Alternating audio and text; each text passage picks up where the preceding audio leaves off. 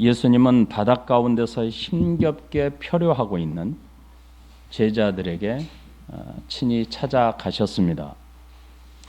그래서 48절에 바람이 거스름으로 제자들이 힘겹게 노젓는 것을 보시고 밤사경쯤에 바다 위로 걸어서 그들에게 오사 지나가려고 하시매라고 기록합니다. 성경은 예수님이 제자들을 지나가시려고 이렇게 기록하고 있지요. 이렇게 기록하신 이유는 예수님께서 제자들을 무시하고 지나가려는 뜻이 아니라 예수님이 제자들을 지나가시면서 특별한 목적이 있었기 때문에 그렇게 기록한 겁니다. 바람으로 파도가 일고 있죠. 제자들은 바람을 거스려서 예수님께서 건너가라고 명하신 벳세다에 가기 위하여 힘겹게 노를 젓고 있었습니다. 그런데 그것을 보시고 예수님이 제자들에게 다가오시면서 제자들을 지나가려고 하셨던 이유가 있었죠. 그것은 예수님께서 제자들에게 특별한 목적을 이루시기 위함이었습니다. 예수님은 제자들에게 자신이 누구인지를 계시하기 위한 목적이었죠. 그것은 바람과 바다도 지배하시는 창조주이심을 드러내기 위함이었습니다.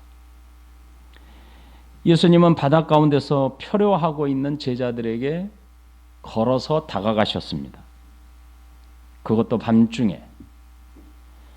그 밤중 시간 중에서도 가장 캄캄하다고 여겨지는 밤사경, 곧 새벽 시간에 예수님은 제자들에게 가셨습니다. 제자들이 처해 있는 지금 상황은 바람이 불고 있지요. 그 바람 때문에 파도는 몹시 출렁거리고 있습니다. 그리고 캄캄하여 한치 앞을 볼 수 없는 바다 한가운데입니다.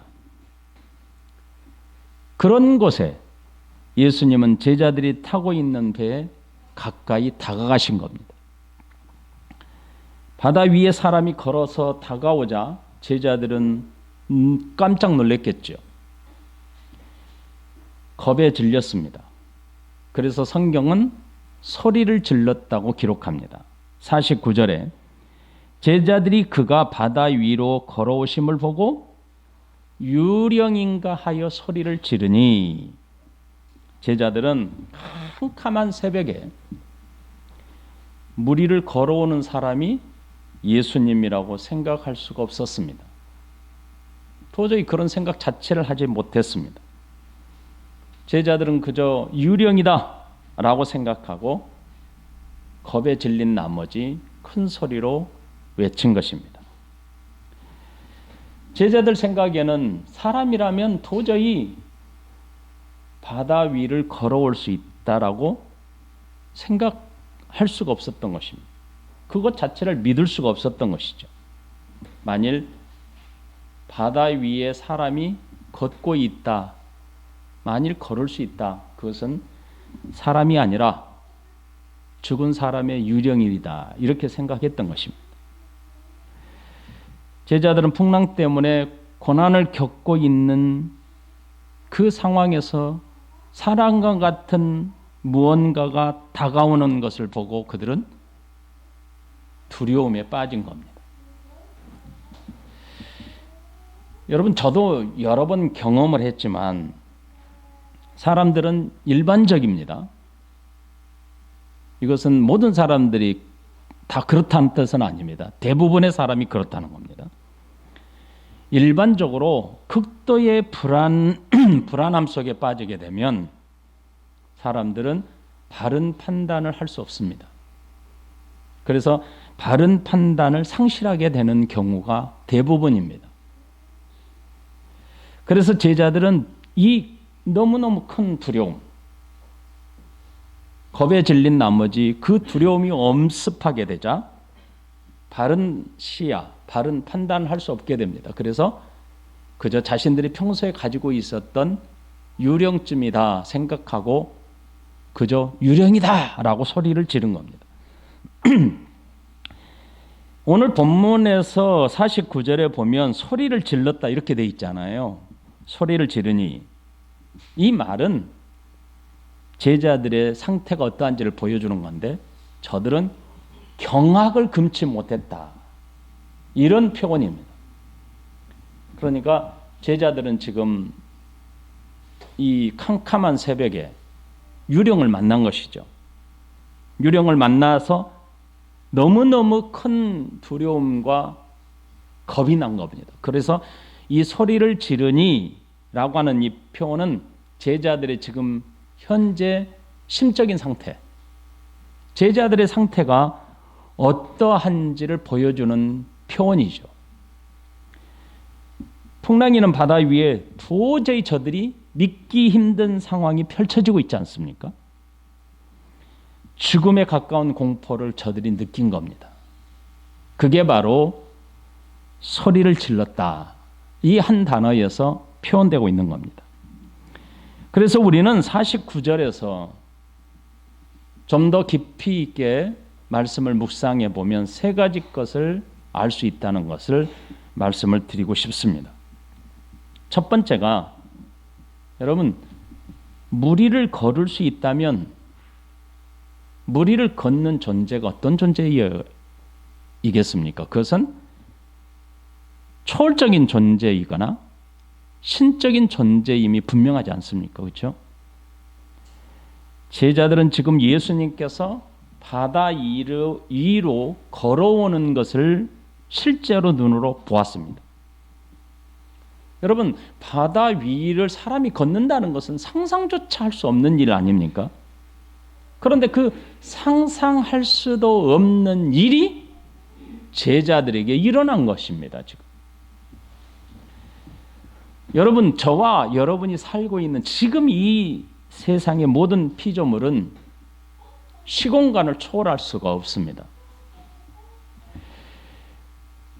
하지만요, 저와 여러분들이 지금 과학 문명이 몹시 발달이 돼서 사실은 시공간을 초월하는 간접적인 체험을 하고 삽니다. 그것을 요즘 유행하는 메타버스라는 용어입니다. 메타버스, 이것은 메타와 유니버스라고 하는 단어가 합성되어 나타난 새로운 용어입니다. 영어 사전에 보면 메타라고 하는 뜻은 더 높은 초월이라는 뜻을 가지고 있습니다. 여러분이 잘 아는 것처럼 유니버스라고 하는 것은 우주 혹은 경험의 세계, 이런 뜻을 가지고 있습니다. 그러므로 메타와 유니버스가 두 개의 단어가 합성이 되어서 이 세상의 현재 세계, 우리가 살고 있는 시공간을 초월하지 못하는 제한되어 있는 이 세계를 초월하는 현재의 세계보다 더 높은 차원의 세계라는 의미를 가진 새로운 세계 공간을 의미한다고 정의를 내리고 있습니다. 우리가 이 간접적인 경험을 하고 있는, 우리가 실생활에서 지금 바로 우리가 경험할 수 있는 거예요. 그 첫 번째가 AR이라는 증강현실을 경험하고 있습니다. 여러분, 실제로 이 존재하는 이런 세계들 위에 가상의 세계를 덧붙입니다. 그래서 정보를 합성해서 컴퓨터 그래픽을 기법을 통해서 만들어내는 겁니다. 그게 바로 유행하는 포켓몬고라고 하는 게임 보면 우리가 살고 있는 지금 현재 사물의 세계 위에 가상의 공간을 컴퓨터 그래픽으로 입혀서 시공간을 초월하여 돌아다닐 수 있는 그런 세계를 우리가 경험합니다. 두 번째로는 라이프 로깅이라고 하는 세계를 우리가 경험하고 있어요. 이것은 라이프라고 하는 삶을 의미하는, 라이프를 기록한다라고 하는 로그, 이 두 가지가 합성어가 나타나는데 그것은 우리의 삶을 기록하다라고 하는 뜻입니다. 여러분이 지금 쓰고 있는 페이스북, 인스타그램, 이런 모든 것들이 우리가 사실 지금 현재 정보를 공유하고 있고 경험하고 있는 세상입니다. 세 번째로는 VR이라고 하는 가상현실이죠. 이것은 실제와 아주 유사합니다. 하지만 실제가 아닙니다. 가상 공간에 있는 일입니다. 대부분 게임에서 지금 사용되고 있죠.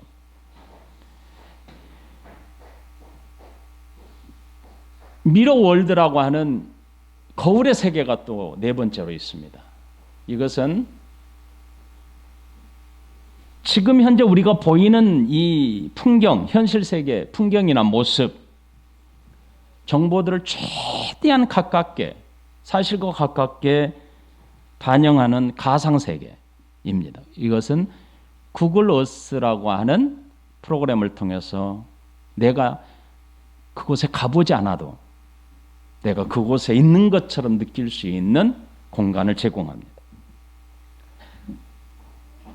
놀랍지요? 정말 놀라운 세계가 우리 앞에 지금 펼쳐져 있습니다. 시공간을 초월한다는 것은 이처럼 시공간의 제약을 받고 있는 우리들에게는 도저히 있을 수 없는 일입니다. 제가 네 가지 메타버스의 용어를 설명하면서 네 가지를 설명했는데 이 네 가지 안에서는 사실은 가능하게 되고 간접적으로 우리는 공간이 경험할 수 있습니다.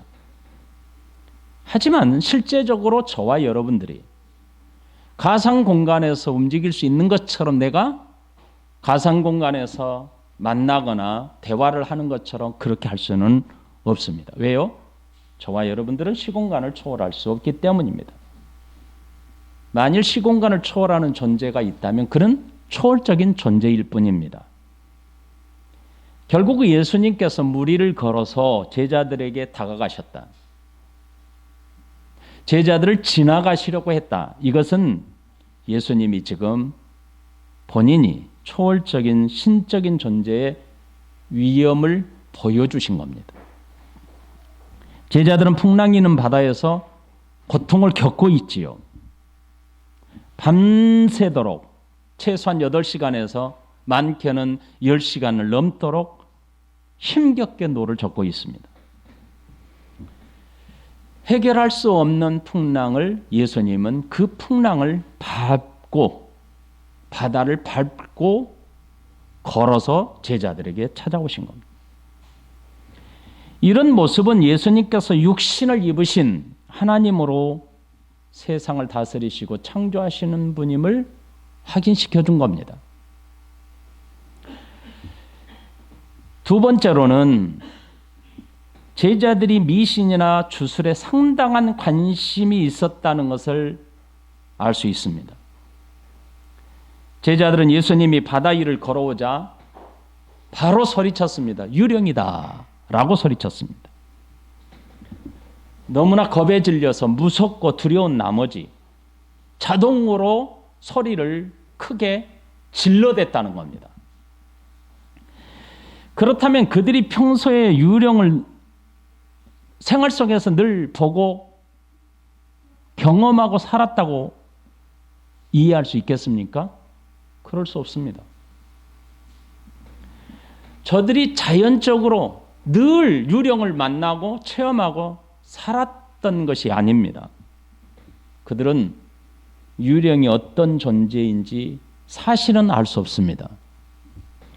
유령이란 죽은 사람의 영혼이 사람의 모습으로 나타나는 그런 존재다. 이렇게 생각했습니다. 여러분, 실제적으로 당시 유대인들이나 저와 여러분들도 똑같아요. 이 세상에 초자연적인 존재의 필요 이상으로 관심이 많았습니다. 주술, 미신, 무속 이런 사상들은 다 초월적인 존재가 있음을 전제하는 겁니다.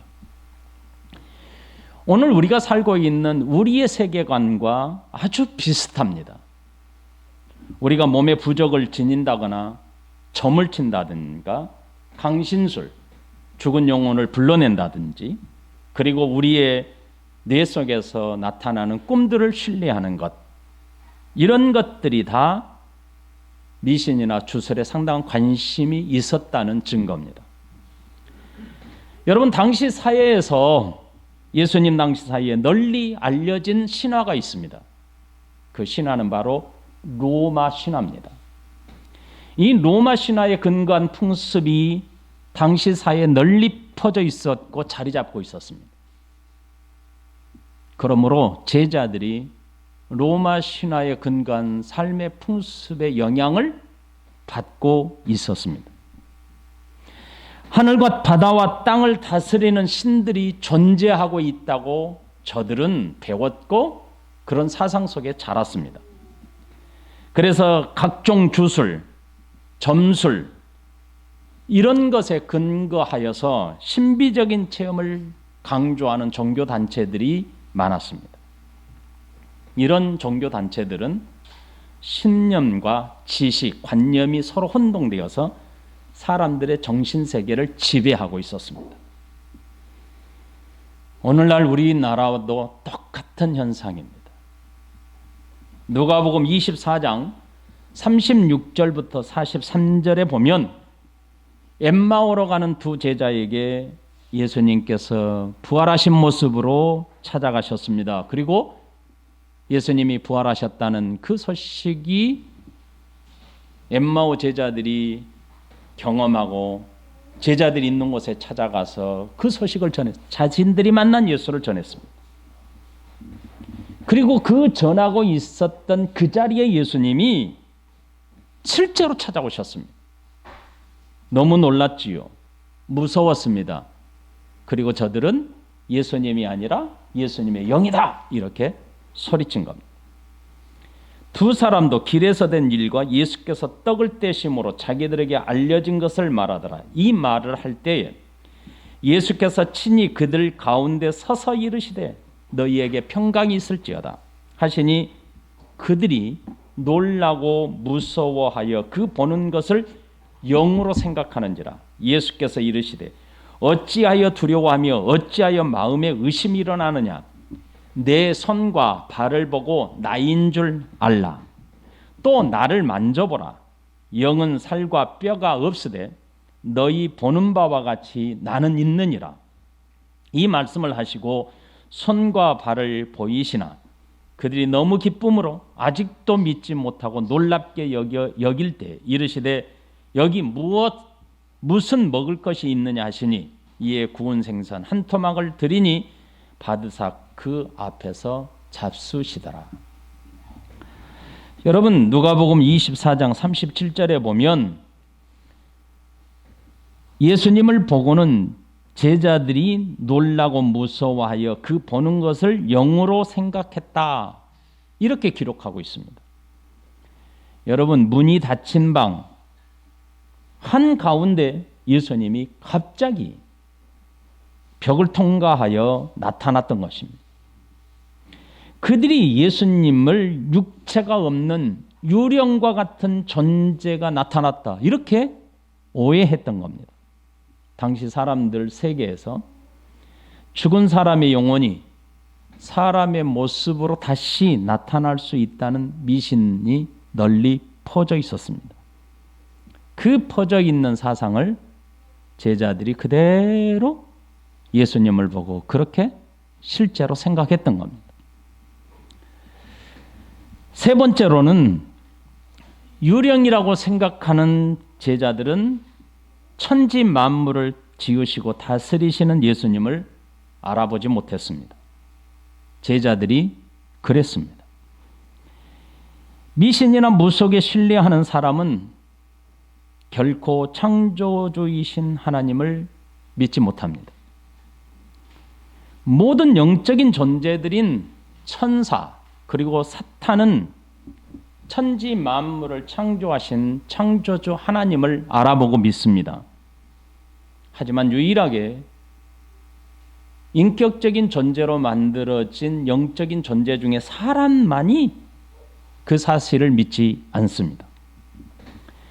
제자들이 지금까지 경험하고 보았던 예수님의 행적은 사람이 행할 수 있는 일이 아니었습니다. 귀신들도 예수님 발 앞에 엎드려 살려달라고 예언하고, 많은 불치병에 걸린 사람들을 고치셨고, 그 전에 이미 바람과 바다를 명하심으로 잔잔케 하셨고, 수천 명의 사람들을 오병이어의 기적을 통해서 행하셨습니다. 제자들은 예수님께서 행하신 이 놀라운 일들을 제자들 친히 함께 있었습니다. 그리고 본문 이전에 제자들이 직접 예수님의 파송을 받아서 예수님의 권위를 입고 직접 나가서 복음을 외치고 병든 자를 수없이 고치고 귀신들을 내어 쫓았던 경험을 많이 했지 않았습니까? 그렇게 직접적으로 많이 보고 자기가 직접 경험했지만 바다 위를 걸어오시는 예수님을 저들은 알아보지 못했습니다. 너무 답답하지 않습니까, 여러분?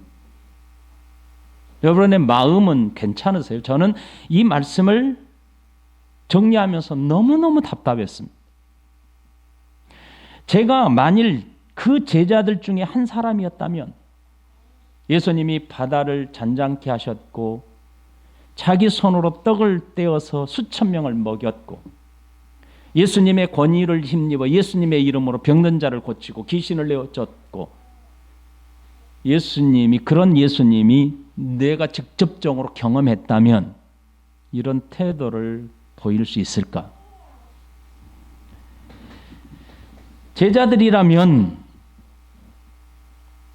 제 생각이에요. 제자들이라면 그렇게 직접 경험했던, 체험했던, 들었던, 보았던 제자들이라면 캄캄한 밤에 사람 같은 이가 걸어서 온다. 그러면 금방 알아채야 되지 않습니까? 예수님이다. 맞아, 예수님이다.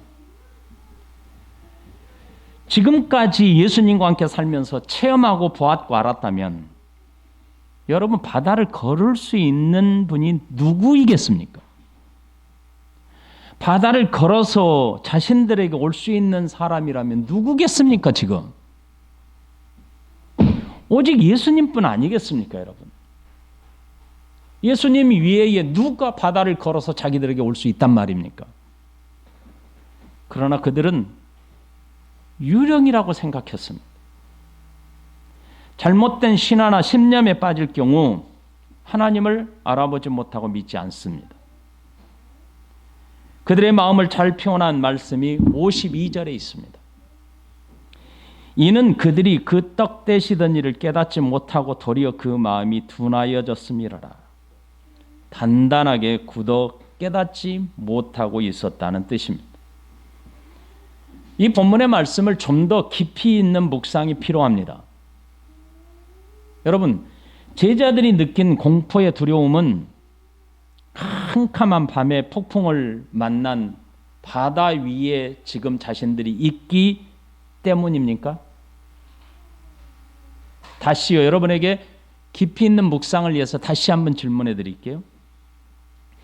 제자들이 느낀 공포의 두려움은 캄캄한 밤이기 때문에, 그것도 캄캄한 밤에 폭풍을 만나서 자기 힘으로 노를 저어도 가지 못하기 때문에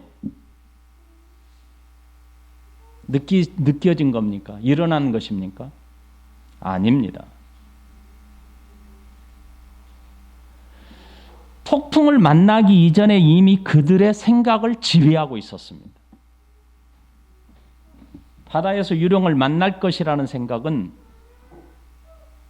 이미 바다 위에 가기도 전에 저들의 사상을 자리 잡고 있었습니다. 이전에 이미 그들의 생각과 신념에 있었습니다. 그러다가 폭풍을 만났습니다. 유령처럼 생각했던 생각과 신념이 그 상황에서 그대로 나타난 것입니다. 만일 제자들이 예수님을 하나님으로 믿고 있었다면 지금의 상황은 물을 걸으실 수 있는 분은 오직 하나님밖에 없다, 예수님밖에 없다라고 바로 고백했을 것입니다. 하지만 그들은 그렇게 하지 못했습니다. 바다 위에서만 그런 생각을 합니까, 여러분? 그들이 가진 평소에 잘못된 믿음입니다. 바다 위뿐만 아닙니다. 앞으로 계속되어진 지금까지 모습을 보았던 제자들, 앞으로 계속 그렇게 지속적으로 보일 것입니다. 우리도 제자들의 범주에 속해 있지 않습니까? 나는 거기에 다르다고요? 여러분, 왜 하나님의 말씀이 여러분의 삶을 인도하지 못합니까? 왜 하나님의 말씀이 선포돼도 우리의 삶은 변화되지 않습니까? 그것은 바로 말씀 이전에 내 머릿속에 있는 신념과 관념이 나를 지배하고 있기 때문입니다. 세상의 지식이 우리를 그렇게 가르치기 때문입니다. 지금의 행동이 이미 나의 신념과 세상을 지배하고 있는 그것이 지금 내게 나타나는 것입니다. 저는 이런 예를 들을 때에 한 가지 제가 경험했던 이야기를 나누면 여러분들이 이해가 되실 거라고 생각합니다. 제가 박사학위를 위하여 학교를 다닐 때 진천에 큰 산 넘어가야 됩니다. 고벌고벌한. 그렇게 가는 사람이 별로 없습니다. 저녁에 올 때 캄캄하니까. 끝내고 집으로 올 때. 왜냐하면 차들이 별로 다니지를 않아요. 차라리 고속도로를 타고 뺑 돌아오지. 거기서 바로 산 넘으면 오창이기 때문에 이렇게 건너온 사람 별로 없어요. 그런데 거기에 6.25 전쟁 때 수많은 사람들이 죽었고 많은 순교자들이 나타났던 동네. 근데 거기에 캄캄한 밤에 가로등도 없는 산길을 한 산중을 넘어와야 돼요.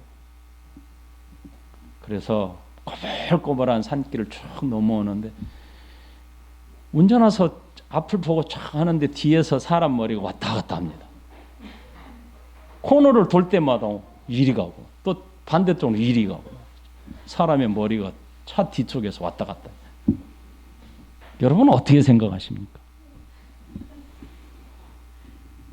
사람의 머리가 왔다 갔다 그 백미러에 순식간에 지나갑니다.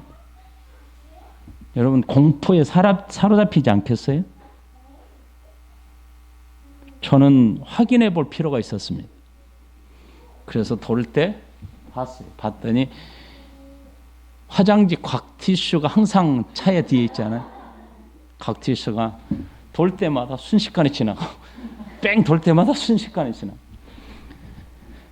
여러분, 나는 이미 거기에 귀신이 나타날 수 있는 장소라고 생각해서 나는 귀신이라고 생각하고 혼이 나갔을 거예요. 정신이 온전치 못했을 겁니다. 얼마나 두렵겠습니까? 캄캄한 그 저녁에 그곳을 지나오는데 우리 이용희 집사님은 그곳을 저녁에 지나왔는지는 지금은 많이 다니는지 몰라요. 사람들이. 그런데 가끔 오다 보면은 입구에서 산 입구에서 차가 안 지나가고 서 있는 걸 만난 적이 많아요. 왜요? 차가 한 대라도 오면 같이 올라가요. 그래서 내가 앞장서면 그때에서 차가 나를 따라서 조금 얼마나 두려우면 그러겠습니까? 그 중턱에서 무엇을 만나서 두려움이 아니라 이미 그 사람은 입구에 들어가기 전에 그 두려움과 생각이 사로잡혀 있었던 겁니다. 제자들은 이미 천지 만물을 지으시고 다스리시는 하나님을 믿지 못하고 있습니다. 왜요? 세상의 논리와 관념과 신념에 가득 차 있기 때문에 도저히 받아들일 수 없었던 겁니다. 이런 제자들을 장차 하나님 나라의 복음을 전할 사도로 명하신 겁니다. 이렇게 연약한 제자들에게 복음의 사명을 맡기시고 감당을 하게 해야 했습니다. 그러니 예수님께서 그들에게 어떻게 해야 강하고 능력 있는 사도의 사명을 감당할 수 있게 하겠습니까? 여러분이 만일 예수님이라면 이런 제자들을 생각을 바꾸고 저들의 믿음을 바꿀 수 있는 모습이 어떻게 나타나야 되겠습니까? 예수님이 어떻게 하셨습니까? 실제적으로 오늘 본문에서 50절에 그들이 다 예수를 보고 놀람이라. 이에 예수께서 곧 그들에게 말씀하여 이르시되 안심하라. 내니 두려워하지 말라 하시고. 예수님께서 제자들에게 가까이 다가서자 그만 저들은 겁에 질리고 말았습니다. 겁에 질려 두려움에 떨고 있는 제자들에게 제일 먼저 예수님은 뭐라고 말씀하셨냐면 안심하라 라고 말씀하셨습니다. 제자들이 겁에 질린 이유는 도저히 그분이 예수님이라고 생각하지 않았기 때문입니다. 천지 만물을 지으시고 다스리시는 하나님이심을 믿지 않고 있기 때문입니다. 그런 제자들에게 예수님은 곧 말씀하셨습니다. 예수께서 곧 그들에게 말씀하여 이르시되, 여기서 곧이라고 하는 것은 즉시라는 뜻입니다. 여러분 45절에 예수께서 즉시 제자들을 재촉하사라고 하는 동일한 단어입니다. 겁에 질려 두려움에 빠진 그들에게 예수님은 즉시 말씀하셨습니다. 안심하라. 내니 두려워하지 말라라고 말씀하셨습니다. 여러분 놀라운 것은 이렇게 말씀하심은 예수님께서 이 시간 처음 말씀하신 게 결코 아닙니다. 이런 표현은 구약이나 신약에서 종종 있었던 표현입니다. 하나님께서 백성들에게 자신을 계시하실 때, 자신을 드러내실 때에 종종 표현하신 방식입니다. 예수님은 지금 제자들에게 하나님으로서, 신적인 존재로서 자기 자신을 계시하실 때에 표현하는 방식을 사용하십니다. 예수님은 제자들에게 안심하라, 내니 두려워하지 말라라고 말씀하셨습니다. 예수님은 제자들에게 겁내지 마라라고 하신 것이죠. 그리고 내니 두려워 마라라고 하십니다. 여기서 내니라고 하는 표현은 우리가 잘 아는 출애굽 당시에 모세에게 하나님이 자신을 계시하실 때 나는 스스로 있는 자라고 계시하셨던 그 하나님의 표현 방식입니다. 출애굽기 3장 14절 하나님이 모세에게 이르시되 나는 스스로 있는 자니라. 또 이르시되 너는 이스라엘 자손에게 이같이 이르기를 스스로 있는 자가 나를 너희에게 보내셨다 하라. 여러분 하나님께서 이 답답한 사람들에게, 믿지 못하고 불신하는 이 답답한 사람들에게 천지 만물을 창조하신 창조주로서 자기 자신을 사람들에게 계시하실 때, 드러내실 때, 보여주실 때 사용하는 표현이 바로 내니라는 표현입니다. 에고 에이미, 헬라어로 말하면 나는 스스로 있는 자니라. 이사야 41장 4절에 이 일을 누가 행하였느냐, 누가 이루었느냐, 누가 처음부터 만대를 불러내었느냐, 나 여호와라. 처음에도 나요, 나중에도 있을 자도 자에게도 내가 곧 그니라. 이 표현이 바로 내니라고 하는 말씀입니다. 그래서 영어에 보면 it's I, 이 표현을 씁니다. 내가 바로 그 사람이 바로 나다 말이죠. 내니라고 하는 표현. 예수님께서 지금 이 답답한 제자들에게 사용하신 내니라고 하는 표현은 내가 곧 그니라, 나는 스스로 있는 자라 라고 하는 표현과 동일한 겁니다. 하나님은 자신의 백성들에게 자신을 계시하실 때 내니라고 하는 표현의 방식을 사용하셨습니다. 오직 하나님만이 할 수 있는 표현입니다. 내가 곧 나다라고 하는 표현은 하나님만이 세상에 그 누구도 할 수 없는 표현 방식이었습니다. 예수님께서는 제자들에게 자신을 계시하심으로 하나님 되심을 보여주신 겁니다. 풍랑이는 바다를 걷고 다스리시는 하나님이심을 스스로 계시하신 것입니다. 풍랑이는 바다에서 고통하는 제자들에게 안심하라, 두려워하지 말라 라고 말씀하시는 분은 창조주이시기 때문에 가능한 겁니다. 그들에게 찾아오신 예수님은 하나님이십니다. 제자들은 무리를 걸어 자신들에게 가까이 오는 예수님을 유령이라고 생각했습니다. 오병이어의 기적과 수많은 병든 자를 고치고 귀신들도 순종하는 것을 직접 보았습니다. 그리고 자신들도 예수님의 이름으로 이 놀라운 일들을 경험했습니다. 하지만 예수님이 하나님이심을 믿지 못했던 겁니다. 그런 그들에게 예수님은 세상을 창조하시고 다스리시는 하나님 되심을 스스로 지금 계시하고 계신 겁니다. 언제요? 바다 위를 밟고 그들에게 가까이 오심으로 계시하신 겁니다. 예수님은 제자들에게 이제 두려워할 필요가 없다고 하셨습니다. 풍랑에서 고통하는 제자들 아니었습니까? 극도의 공포 속에서 두려워하는 제자들 아니었습니까?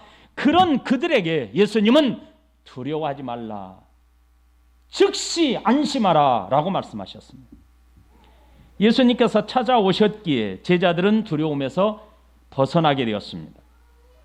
예수님께서 제자들에게 찾아오신 이유는 창조주로서 이 땅에 오신 메시아이심을 계시하기 위함인 겁니다. 51절에 배에 올라 그들에게 가시니 바람이 그치는지라 제자들이 마음에 심히 놀라니. 창조주로서 자신을 계시하신 예수님은 배에 오르자마자 바람을 그치게 하셨습니다. 나는 스스로 있는 자니라 내니 라고 자신을 계시하신 예수님께서 배에 오르시자 바람이 그쳤습니다. 이 놀라운 영광, 이 놀라운 영광의 존재 앞에 제자들은 어찌할 바를 모르고 있었습니다. 제자들의 이런 마음을 성경은 이렇게 표현합니다.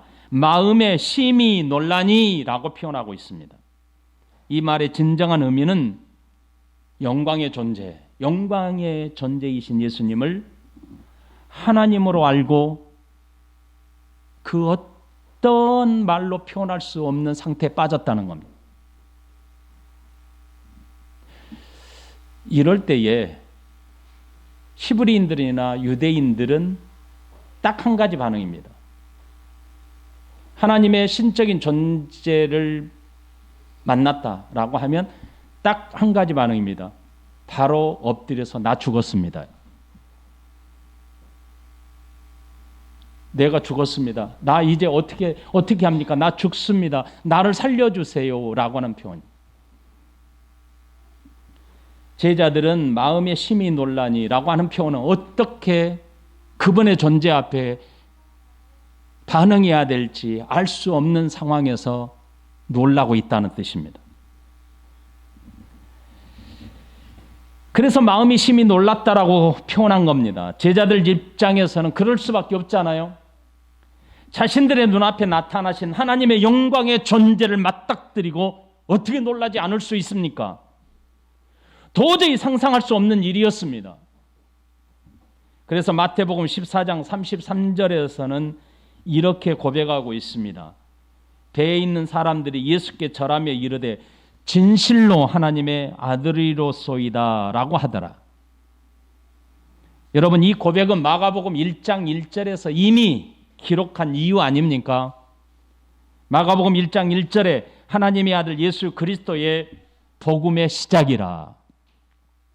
예수님께서는 제자들과 사람들에게 이 놀라운 사실을 전하고 계시하시기 위하여 이토록 애쓰고 계신 것입니다. 아무리 보여주고 가르치고 깨닫게 해줘도 저들은 깨닫지 못하고 보지 못하고 눈을 감고 귀를 닫고 있는 것입니다. 이런 상태의 제자들을 52절에서는 이렇게 표현하죠. 이는 그들이 그 떡 떼시던 일을 깨닫지 못하고 도리어 그 마음이 둔하여졌음이로라. 제자들이 예수님께서 무리를 걸어오셔도 유령이라고 생각했던 것은 다름이 아니라 마음이 완악해졌기 때문이다. 그들은 수많은 기적을 보았습니다. 그리고 그 기적을 자신들도 행했습니다. 하지만 아직도 깨닫지 못하고 믿지 않고 있는 겁니다. 그 이유는 마음이 닫혀 있고 마음이 굳어져 있기 때문이다라는. 여기에서 마음이 둔하여졌다는 것은 스스로 그 마음을 닫았다는 뜻입니다. 완악하게 행했다는 것입니다. 그 결과는 불신입니다. 예수님께서 메시아가 되심으로 영생을 위해서 생명의 떡을 먹어야 한다라고 가르쳤지만 저들은 믿지 못하고 불신하고 있었던 겁니다. 오늘 말씀을 정리하면서 도전하겠습니다. 예수님께서 하나님이심을 알고 그가 행하신 일들을 보고 믿는다는 것은 정말 놀라운 영광스러운 일입니다. 제자들은 폭풍 속에서 방황하는 것보다 예수님께서 유령으로 생각했기 때문에 더 두려움에 빠졌고 더 공포에 질려버렸습니다. 겁에 질렸던 겁니다. 하지만 그들이 유령으로 생각하던 예수님으로 인해 두려움에서 벗어나게 된 겁니다. 예수님이기에 가능한 것이지요. 예수님으로부터 안심하라, 두려워 말라 라고 하신 말씀이 오늘 여러분에게는 어떻게 들립니까? 제자들에게 안심하라, 내니 두려워 말라 라고 하는 이 말씀을 여러분에게 적용하십시오. 어떻게 하십니까? 여러분은 어떻게 반응이 되십니까? 이 말씀이 여러분에게 위로가 되지 않을 때 여러분은 어떻게 하시겠습니까? 예수님께서 하나님이심을 믿지 못하는 자들에게 안심하라 라고 말한들 무슨 소용이 있겠습니까? 그들은 두려움에서 벗어날 수 없습니다. 안심할 수 없습니다. 왜요? 예수님이 하나님이심을 믿지 못하기 때문입니다. 이 말씀이 용기가 되고 위로가 되고 힘이 되는 이유는 예수님이 나의 하나님이심을 믿기 때문입니다. 제자들처럼 혹시 나의 마음이 완악하고 굳어 있지 않는가요? 아무리 보여주고 가르치고 들려줘도 이 말씀이 여러분에게는 적용이 되지 않나요? 이 말씀이 여러분에게 힘이 되지 않나요? 무엇이 여러분의 마음을 사로잡고 있습니까? 여러분의 생각을 무엇이 사로잡고 있습니까? 예수님이 그토록 보여주고 가르치고 깨닫게 해주고 체험하게 해줘도 왜 고백되지 못합니까? 내가 힘들고 어렵고 고통스러울 때, 내가 큰 곤란과 환난을 만나서 힘겹게 노를 젓고 있을 때 예수님이 말씀합니다. 안심하라, 내니 두려워하지 말라. 이 말씀을 붙들고 살아가는 저와 여러분들에게 내게 그 말씀이 적용되지 않고 여전히 내게 공포스러운 두려움과 겁에 질려 살아가고 있다면 나 자신을 점검해야 되지 않겠습니까? 여러분 자신을 점검해야 되지 않겠습니까? 내가 무엇 때문에 무엇으로 인하여 내 머릿속에 무엇이 있길래 내 정신에게 무엇이 붙들려 있길래 하나님이신 예수님께서 자신을 계시하시고 내게 이렇게 말씀하셔도 내게 적용되지 않는다는 것입니까? 주여 내가 무엇이 부족합니까? 나를 점검해야 되지 않습니까? 그래서 여러분은 이렇게 외쳐야 합니다. 의도적으로라도 힘을 다하여 외쳐야 합니다. 주여 당신은 나의 하나님이 되십니다. 주여 당신은 나의 왕이 되십니다. 주여 당신은 살아계신 나의 하나님이십니다. 나의 삶의 주인 되십니다. 자꾸 이렇게 고백하셔야 합니다. 내게 닥쳐있는 모든 환경의 주인은 당신이십니다. 내게 모든 행복의 근원도 당신이십니다. 이렇게 고백하셔야 합니다. 만일 내게 이 말씀이 위로가 되지 않고 용기가 될 수 없다면 내 마음이 혹시 완악해져 있지 않는지, 내 마음이 굳어져 있기 때문이 아닌지, 내 마음이 둔해져 있기 때문이 아닌지 여러분 자신을 꼭 점검해 보십시오. 이렇게 말씀하시는 분은 오직 예수님밖에 없습니다. 하나님이시기 때문에 우리에게 말씀하시는 겁니다. 안심하라 내니 두려워하지 말라. 누가 그렇게 우리에게 말씀하실 수 있다는 말입니까? 사람이 사람을 향하여 안심하라 내니 두려워하지 말라 이렇게 말할 자신이 있습니까? 여러분은? 예수님이기 때문에 가능한 것 아닙니까? 그런데 그 말씀을 듣고 여전히 내게 용기와 힘과 위로가 되지 않는다면 나 자신을 점검해야죠. 내 마음이 둔해져 있는지를 점검해야 되지 않겠습니까? 우리 모두 다가 이렇게 오늘 이 아침에 고백합시다. 주여 당신은 나의 하나님이 되십니다. 주여 당신은 나의 왕이십니다. 주여 당신은 내 주인이십니다. 내 삶의 근본이 되십니다. 다 같이 기도하십시다.